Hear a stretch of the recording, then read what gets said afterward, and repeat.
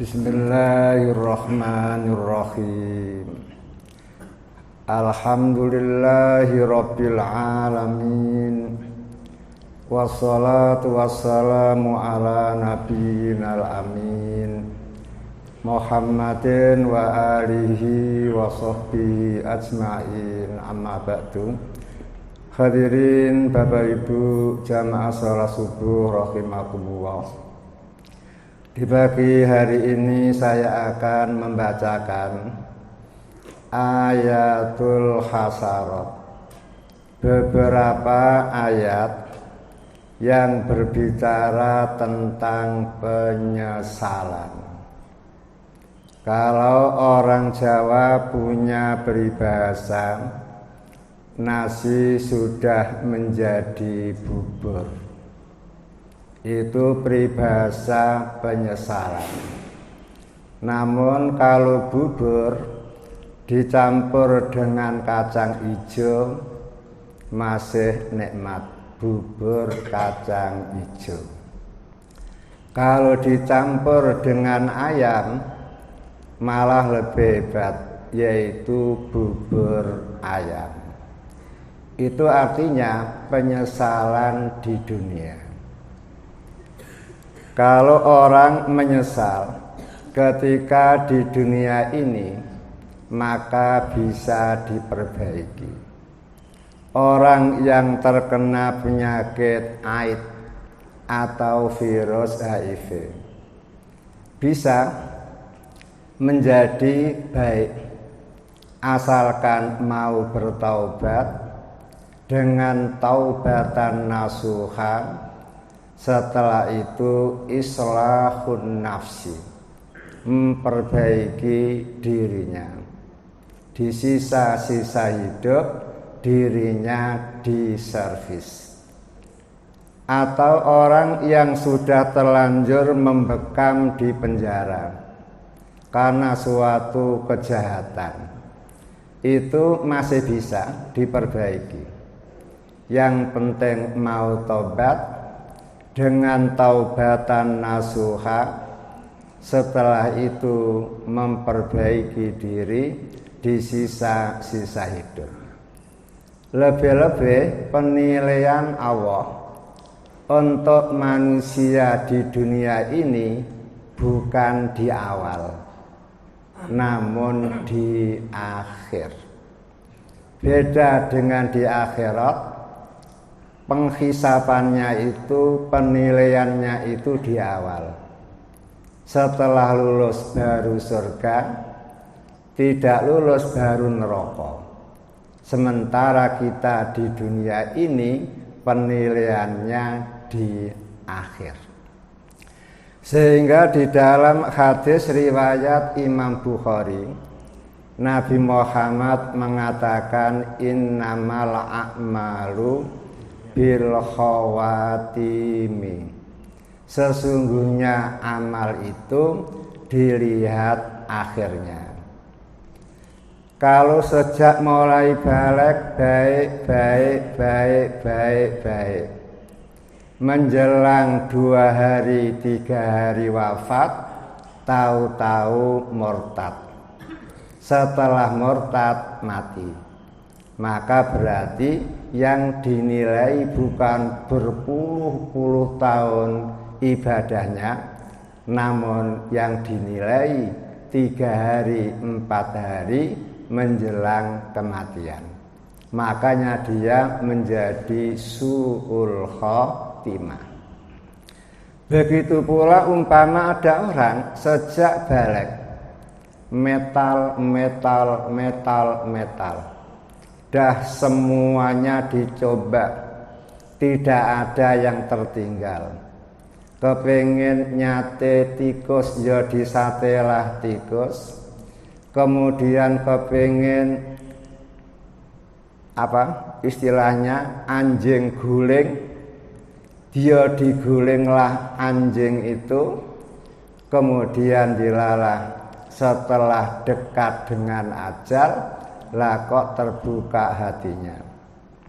Kemudian dia masuk Islam, baru masuk Islam semua dosa terampuni, tertutupi, baru berislam beberapa saat wafatlah dia dalam keadaan Islam. Maka begitu itu penilaiannya adalah di akhir, sehingga dia disebut memperoleh husnul khotimah. Sehingga bapak-bapak, ibu-ibu boleh mencoba, silahkan sekarang, tidak perlu sobo masjid Raudhatul Jannah, melakukan dosa terus, sehari 2 hari mau wafat, tobat, mati, husnul khotimah. Yang penting panjenengan sudah kenalan dulu dengan Israil, kapan kita ini wafat, sehingga bisa siap-siap. Namun yang paling bagus, kita perlu ikhtiar zahir dengan cara tekun beribadah, tekun menumpuk-numpuk bekal, kemudian ikhtiar batin kita memperbanyak kepada Allah, minta husnul khotimah. Insya Allah dengan cara usaha zahir batin kita akan diijabahi oleh Allah. Akhirnya apa? Di awal baik, di akhir pun baik. Itulah penyesalan di dunia. Sekarang ayat-ayat yang akan saya bacakan ini penyesalan la tanfa, penyesalan yang sudah tidak ada gunanya lagi, penyesalan yang tidak ada makna sama sekali. Tiwas menyesal, namun tidak akan ada perbaikan sama sekali. Kemudian ayat-ayat penyesalan ini tentang apa saja? Pertama, khina tuwfiya, ketika dia wafat.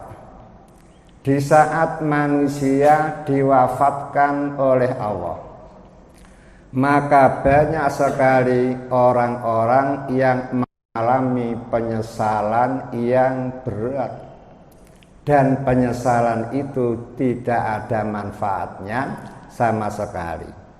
Hal ini bisa panjenengan lihat dalam surat Al-Mu'minun, surat yang ke-23 ayat 99 dan 100. Allah mengatakan, hatta idza jaa ahadahumul mautu qala rabbirji'uni la'alli a'malu sholihan fima taraktu. Ada manusia, kata Allah, yang sehari-harinya hanya diisi dengan dusta, fitnah, mencela orang, melakukan tindak kejahatan, padahal berjuta-juta kali para mubalek memberi peringatan, namun no reken, tidak ngereken sama sekali. Begitu ajal tiba, sehingga matilah dia, kemudian masuk ke liang kubur, barulah dia tahu akibat dari apa yang selama ini dikerjakan. Akhirnya dia mengatakan, Rabbirji'uni, ya Allah, tolong kembalikan aku kembali ke PP Legi, ke Wisma Permai. Kalau sekiranya engkau mau bersedia mengembalikan aku hidup lagi di dunia, la'alli a'malu sholihan fima taraktu, pasti aku akan melakukan kebaikan-kebaikan yang berkaitan dengan harta kekayaan yang aku tinggalkan. Koyok-koyok yang menyesal ini orang yang banyak duit. Ketika meninggal dunia, menyesalnya luar biasa dan ingin sekali untuk kembali ke dunia agar bisa menggunakan harta kekayaannya di dalam kebaikan-kebaikan.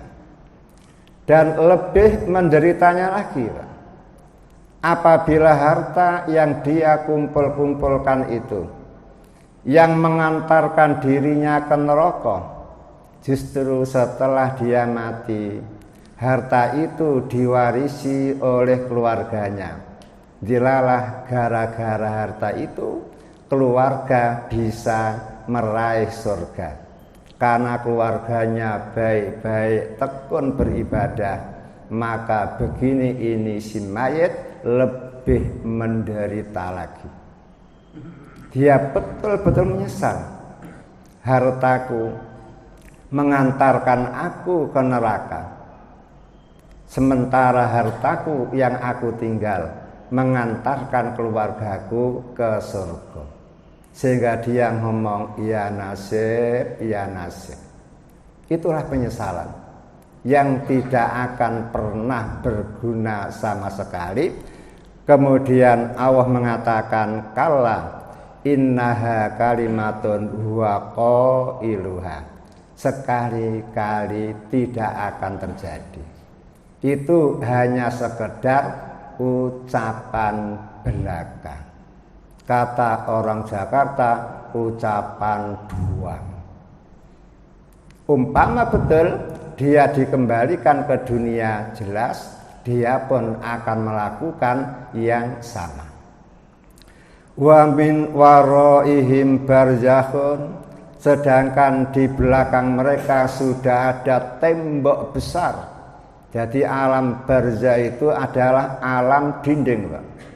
Mendindingi kita dari dunia, mendindingi kita dari akhirat. Kembali ke dunia tidak bisa karena ada dinding Berlin gitu. Kemudian mau lanjut ke surga juga tidak bisa, karena akhirat tidak bisa karena belum waktunya, sehingga dia betul-betul terjebak di penjara yang ada di barzakh. Sampai kapan? Ila yaumi yub'atsun, hingga hari mereka dibangkitkan. Setelah bangkit barulah mereka akan keluar dari alam barzakh menuju perjalanan ke akhirat. Dari ayat ini koyok-koyok jelas, Pak. Orang yang sudah meninggal dunia itu tidak bisa kembali ke dunia, karena ada dinding yang sangat besar yang namanya barzakh. Dan orang sudah mati itu sama-sama sibuk.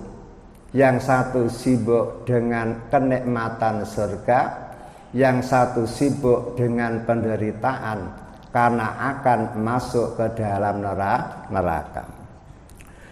Kemudian di dalam surat Al-Munafikun, Pak.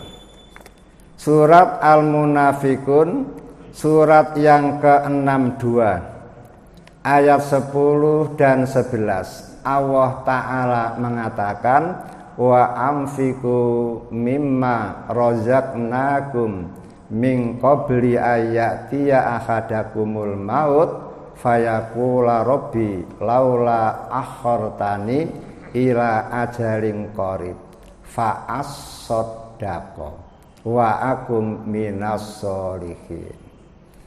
Allah Ta'ala menyuruh kita, semua manusia diperintah oleh Allah untuk menginfakkan sebagian dari rezeki yang Allah berikan kepada kita, mumpung hari kematian belum datang. Karena manusia apabila sudah kedatangan hari kematian, masa Allah dia betul-betul menyesal.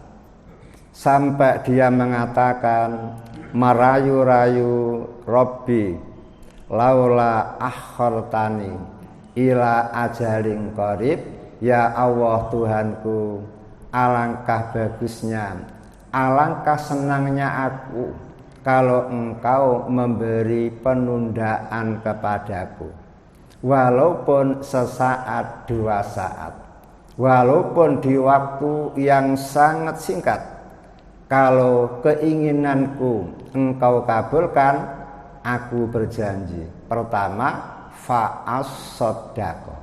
Aku akan memperbanyak sedekah dan terus sedekah lagi. Menggunakan is-sodaqah.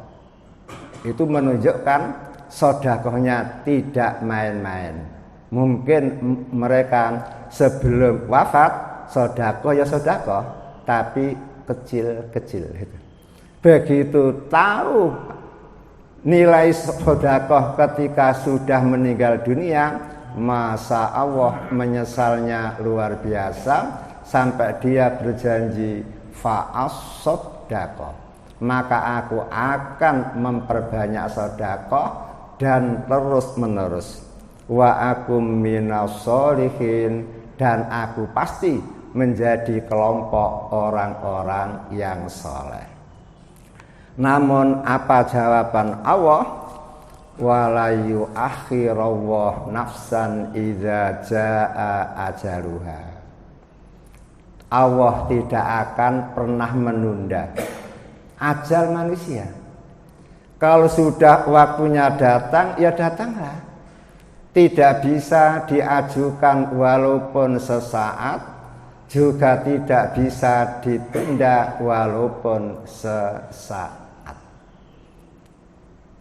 Kemudian kalau kita renungkan, Pak, mengapa yang diingat dan yang akan dilakukan oleh mayit-mayit itu kok sedekah? Karena ternyata sedekah itu sebagai teman sejati manusia ketika di alam barzakh.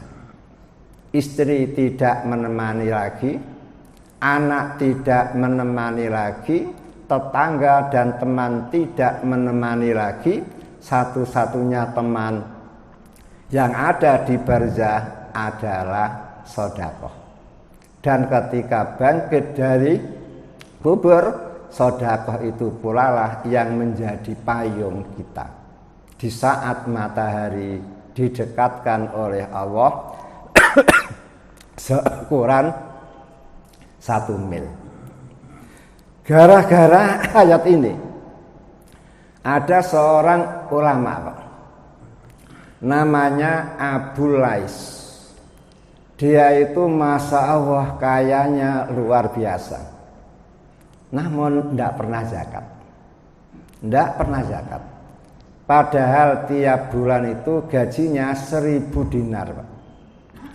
Kalau 1.000 dinar kemudian dikalikan 4,25, Pak, gram, berarti sudah 4.250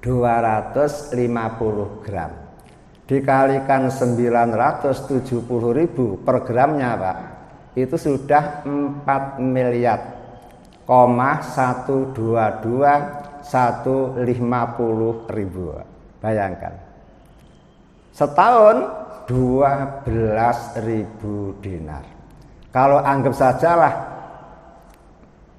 per 1.000-nya itu 4 miliar, berarti tiap tahun dia memperoleh penghasilan 48 miliar. Namun tidak pernah zakat sama sekali. Mengapa? Habis.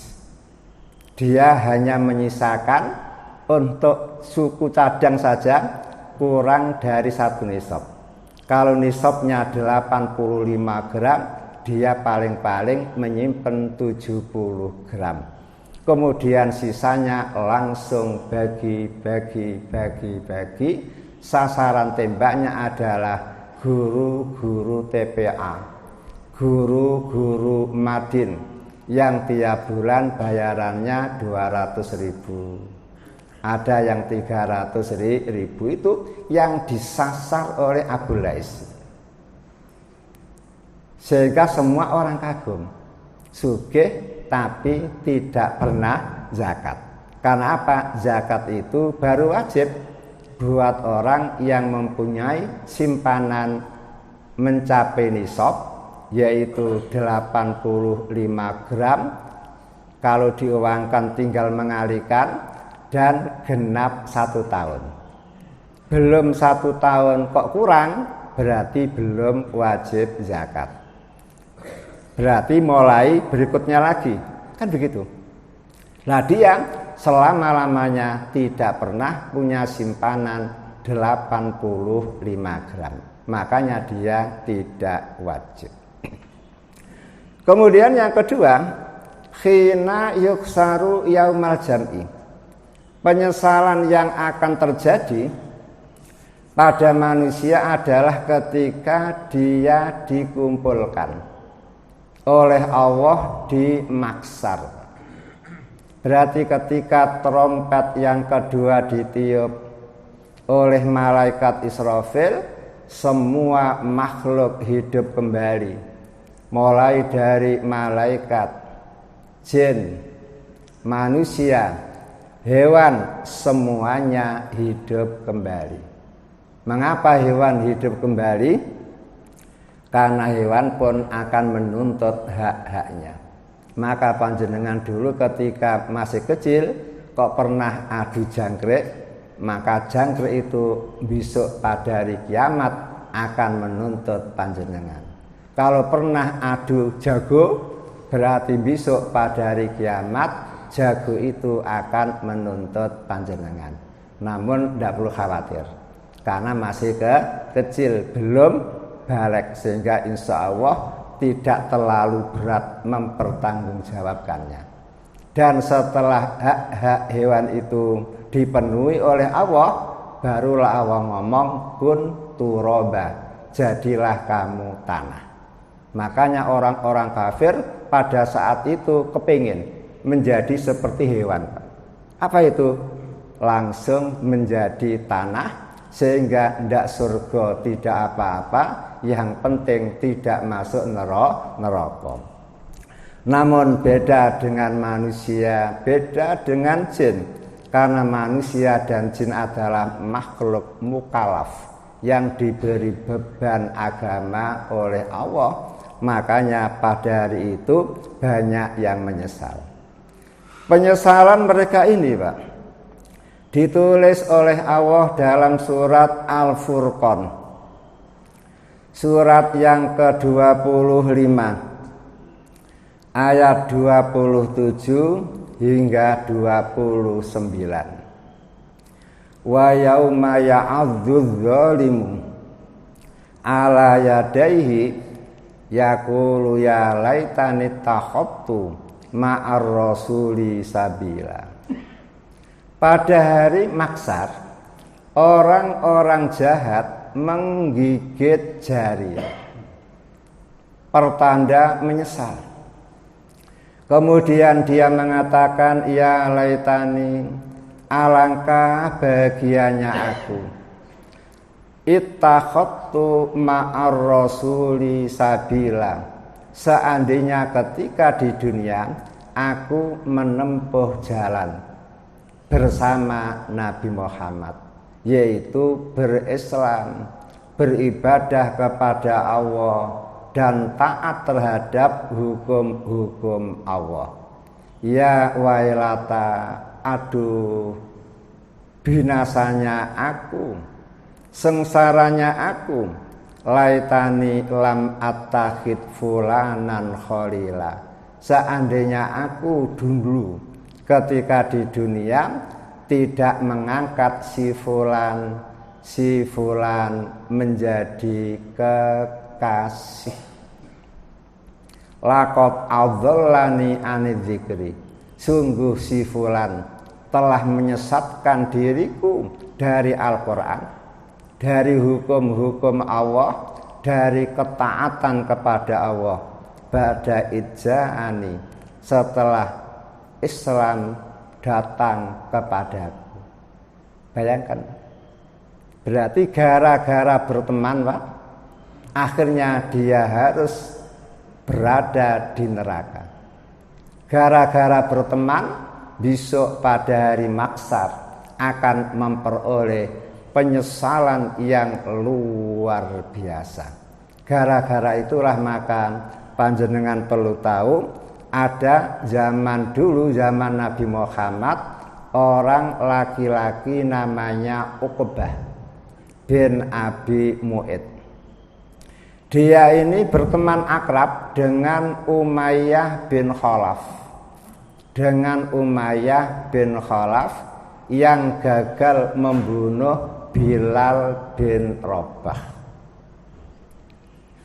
Ternyata Umayyah ngomong, "Wahai Uqbah, demi Allah, aku tidak mau lagi berteman dengan engkau sebelum engkau meludahi Nabi Muhammad. Fima lain, di hadapan orang banyak. Kalau kamu mau, oke, kita tetap berteman. Kemana-mana berdua. Namun kalau engkau tidak mau, maka pada hari itulah hari perpisahan kita." Maka Uqbah bingung, Pak. Selama-lamanya sudah berdua, sekarang harus meludahi wajah Nabi di hadapan masyarakat banyak. Namun demi pertemanan, lah kok Uqbah berani, Pak. Di saat Nabi Muhammad kumpul dengan orang banyak, sedang duduk bersama-sama, langsung didekati wajahnya, langsung diludahi oleh Uqbah. Padahal Uqbah habis makan makanan haram, minuman haram, berarti ludahnya pun ludah yang luar biasa, langsung meluncur di wajah Nabi. Masya Allah, Nabi Muhammad langsung mengucap, "Kamu akan mati di tanganku sendiri." Hanya itu yang diucapkan oleh Nabi. Laka betul, setelah beberapa tahun Nabi Muhammad hijrah ke Madinah. Baru 2 tahun berada di Madinah, terjadi perang Badar. Lah ternyata di saat perang Badar, perang yang pertama kali terjadi di dalam agama Islam, lah kok Uqbah, Pak, dengan sombongnya, dengan senjatanya yang luar biasa, tidak sembarang senjata. Mungkin kalau zaman sekarang samurai dari Jepang, Pak, ya, yang harganya ratusan miliar itu, langsung nantang duel sama Nabi Muhammad. Pada waktu itu Ali yang mau tampil dicegah, Abu Bakar yang mau tampil dicegah, Umar mau tampil dicegah. Kata Nabi, aku sendirilah yang menghadapi. Ternyata Nabi Muhammad juga tidak kalah hebat, menggunakan jurus-jurus samurai, Pak. Entah kapan latihannya itu. Apa memang dilatih sendiri oleh malaikat Jibril itu. Masya Allah, dengan sekali serang, Utbah terkapar mati. Seumur-umur Nabi Muhammad ikut perang itu welasan kali, Pak. Hanya 1 kali Nabi Muhammad membunuh musuh. Karena Nabi itu kalau perang, Pak, pedangnya selalu dipinjamkan kepada tentara yang pemberani. Karena pedang Nabi yang namanya Dzulfiqar itu, Pak, tajamnya luar biasa. Kalau dipegang oleh pemuda yang tangkas, yang ahli, sekali tebas leher mesti kepala mesti hilang. Seperti itu. Dan pernah ketika dipegang oleh Abu Dujana di saat perang Uhud, sekali tebas 2 kepala putus. Mengapa demikian? Tajam, yang memakai Roso, anaknya Mbah Marijan itu, kemudian punya teori untuk memukul. Itu hebatnya. Dan inilah namanya apa? Sabdo. Nyoto kan? Nabi Muhammad mengatakan, kamu akan mati di tanganku sendiri. Ternyata beberapa tahun setelah itu terjadi betul. Kemudian yang saya maksud, itulah akibat berteman. Makanya Nabi Muhammad mewanti-wanti kepada umat Islam, almar'u ala dini khalilihi. Seseorang itu akan mengikuti agama kekasihnya, akan mengikuti perilaku kekasihnya. Falyandur ilaman huwa yukhalilu. Oleh karena itu kata Nabi, wahai jamaah Masjid Raudhatul Jannah, berhati-hatilah di dalam memilih teman akrab. Kita boleh berkenalan dengan siapapun, lebih-lebih kita hidup di Indonesia. Namun dengan orang jahat cukup kenal, cukup menyapa, butuh apa cukup dikasih. Namun untuk teman curhat harus terhadap orang yang betul-betul taat beragama. Karena apa? Almar'u ma'aman ahabba. Pada hari kiamat besok seseorang akan bersama dengan orang yang dicintai. Kalau panjenengan cinta kepada Abu Bakar, panjenengan bisa masuk surga bersama Abu Bakar. Kalau panjenengan cinta Bang Umar, maka panjenengan bisa masuk surga bersama Bang Umar. Dan jangan ngomong saya cinta Abu Jahal, jangan. Itu bahaya. Jangan-jangan nanti tempatnya sama dengan Abu Jahal, Abu Lahab, Abu yang lain. Kemudian diteruskan yang ketiga, khina yuwazza'u kitabul amal. Penyesalan yang akan terjadi pada hari catatan amal dibagikan. Catatan amal dibagikan. Itu banyak sekali orang-orang yang akan mengalami penyesalan-penyesalan yang tidak ada gunanya. Hal ini bisa jenengan lihat dalam surat Al-Haqqah, surat yang ke-69 ayat 25 sampai 34, panjang Pak. Wa amma man utiya kitabahu bisimalihi fayaqulu ya laitani lam uta kitabiyah wa lam adri ma hisabiyah. Artinya, ketika catatan amal dibagi-bagikan oleh Allah kepada semua umat manusia, maka manusia terbagi dua. Ada yang dikasih catatan amal dengan tangan kanan, ada yang dikasih catatan amal dengan tangan kiri.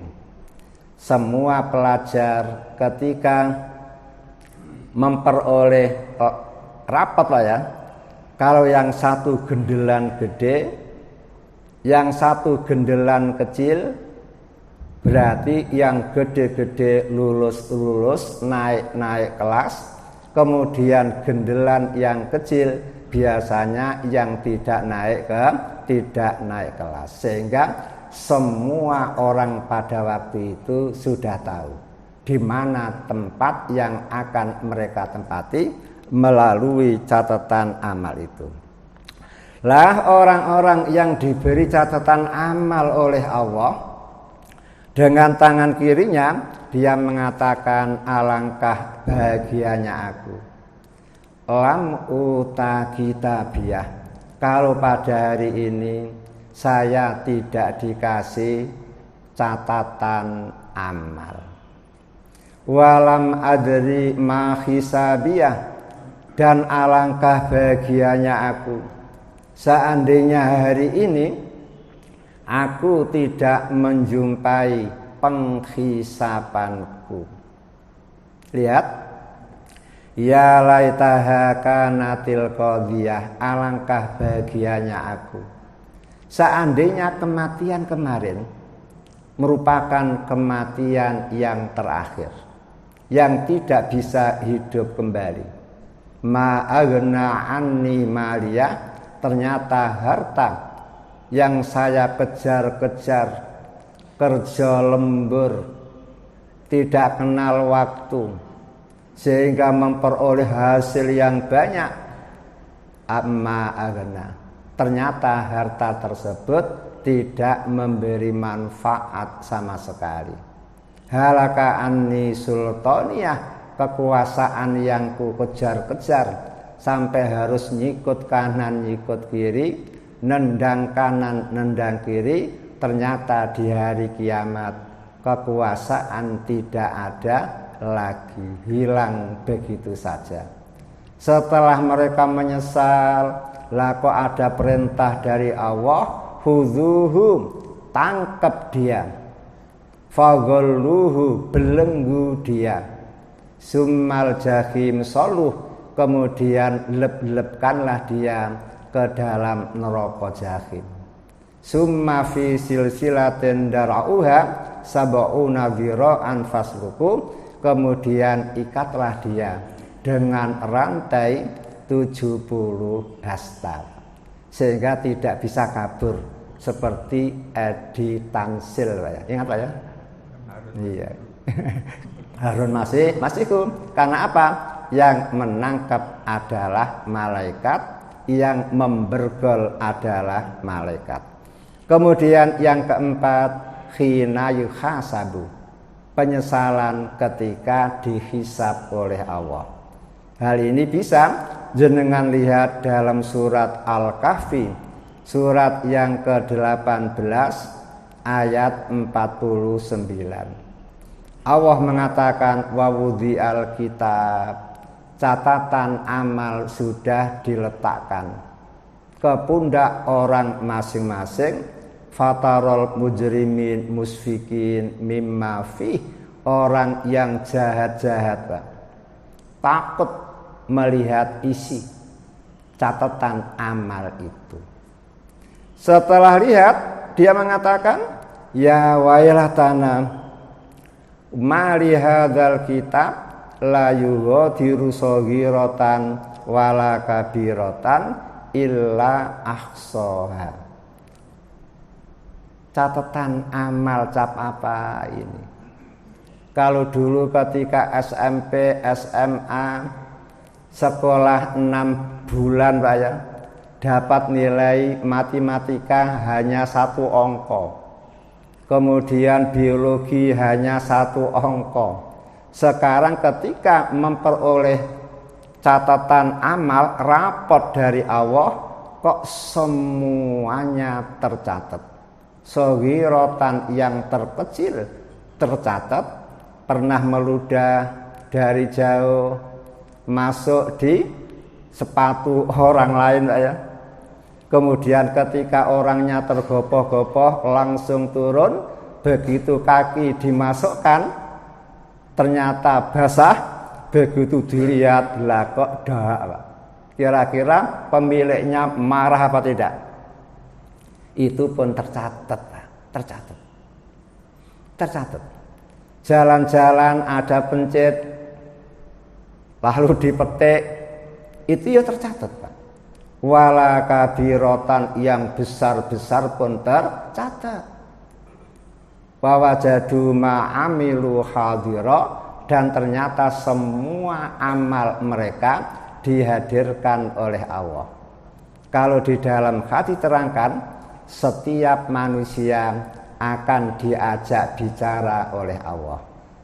Laisa bainahu wa bainahu tarjuman, antara Allah dan manusia tidak ada juru bahasa, juru terjemah, sehingga panjenengan besok pun akan berbicara dengan Allah. Namun tidak perlu tanya menggunakan bahasa apa Pak. Kalau bahasa Inggris oke, saya siap. Kalau bahasa Arab saya mau belajar dulu. Jawabnya tidak perlu belajar itu. Karena apa? Seperti anak bayi, begitu keluar dari perut ibu langsung menangis. Dia kok bisa menangis? Kuliah di mana Pak? Sebenarnya itu. Besok kita akan bisa sendiri. Kemudian setelah manusia diajak omong-omong oleh Allah, begitu dia melihat ke arah kanan, Pak, ternyata amal baiknya terkumpul di sebelah kanan. Mulai dari balik sampai wafat, Pak, apapun yang dikerjakan terkumpul. Walaupun panjenengan sudah lupa banyak, namun pada waktu itu jenengan ingat kembali. Begitu melihat ke kiri, ternyata semua kesalahan, kejahatan yang pernah dia lakukan kelihatan semuanya, Pak. Sebelum ditimbang saja mereka sudah bisa, Pak, mengetahui kira-kira nasibnya di mana. Kan ada rumus fa'amma man sakulat mawazinu, kan itu kan? Sehingga belum ditimbang oleh Allah, manusia sudah tahu. Namun begitu melihat ke arah depan, Pak, ternyata dia tidak melihat siapapun ilanar, kecuali kelihatan neraka tilqa awaji di hadapan muka, Pak. Sudah, depan neraka, sebelah kanan amal baik, sebelah kiri amal jahat. Sementara jahatnya lebih besar, umpama, otomatis takutnya luar biasa. Maka Nabi Muhammad bertausiah, fattakun nar walau bisiki tamrotin. Maka waspadalah terhadap api neraka, walaupun dengan bersedekah sepecah kurma. Itu pun kadang-kadang kalau tepat sasaran bisa menyelamatkan orang dari api neraka, mengantarkan orang ke dalam surga. Sepecah kurma, yang penting tepat sasaran, bisa menyelamatkan orang dari neraka. Bagaimana dengan 1 juta, 2 juta? Bagaimana dengan 1 miliar, 2 miliar? Maka lebih luar biasa. Terakhir, khina yu'adzabu, ketika diadzab. Jadi ketika manusia berada di dalam neraka, Pak, baru menyesal, dan penyesalannya tidak akan bermanfaat sama sekali. Hal ini bisa jenengan lihat dalam surat Al-Ahzab, surat yang ke-33 ayat 66 sampai 69. Yauma tuqallabu wujuhum finnar. Pada hari itu ada manusia yang wajahnya dibolak-balik di neraka, Pak. Seperti ibu-ibu goreng kacang jebol, diwolak-walik, diurak-urik seperti itu.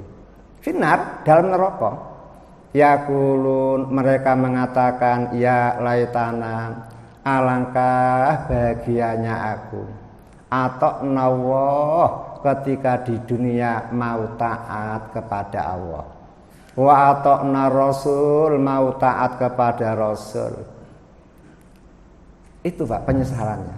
Berarti orang ketika di dunia taatnya kepada orang-orang kafir, orang-orang jahat, sampai budaya niru mereka, sistem ekonominya meniru mereka, politiknya niru mereka. Ini bahaya, Pak, akan mengalami penyesalan semacam ini. Wa qalu, lalu mereka ngomong, Rabbana inna ata'na sadatana wa kubara'ana. Ya Allah, saya akui ketika aku hidup, aku hanya taat kepada pemimpin-pemimpin kami, taat kepada pembesar-pembesar kami, fa'adzalluna sabil. Ternyata para pemimpin itu menyesatkan kami dari jalan Engkau. Berarti kita ini wajib, Pak, taat kepada pemimpin, tapi di dalam hal-hal yang tidak bertentangan dengan agama. Namun kalau perintah pemimpin itu tembak, menembak orang yang tidak bersalah, kok ditembak? Itu namanya menyembah kepada pemimpin. Ini yang berbahaya. Hadirin yang berbahagia, itulah 5 poin ayat yang berbicara tentang penyesalan yang tidak ada gunanya lagi. Pertama tadi apa? Ketika ajal tiba, yang kedua ketika pada hari mahsyar, kemudian ketiga pada waktu penerimaan rapot, kemudian yang keempat waktu penghisapan, kemudian terakhir waktu tersiksa di neraka. Semoga dengan ayat-ayat ini panjenengan memperoleh ilmu yakin, ilmu yang wajib untuk diyakini. Kemudian kapan menjadi ainul yakin? Besok. Kemudian kapan menjadi hakul yakin? Kalau sudah menikmati. Bagi yang berada di surga, yang sudah merasakan, bagi yang ada di dalam neraka, sehingga tingkatan jenengan sekarang ini baru ilmu yakin, ilmu yang wajib untuk diyakini. Mari kita akhiri dengan doa kafaratul majelis. Subhanakallahumma wa bihamdika asyhadu an la ilaha illa anta astaghfiruka wa atubu ilaik. Walhamdulillahi rabbil alamin. Wal afu minkum. Assalamualaikum warahmatullahi wabarakatuh.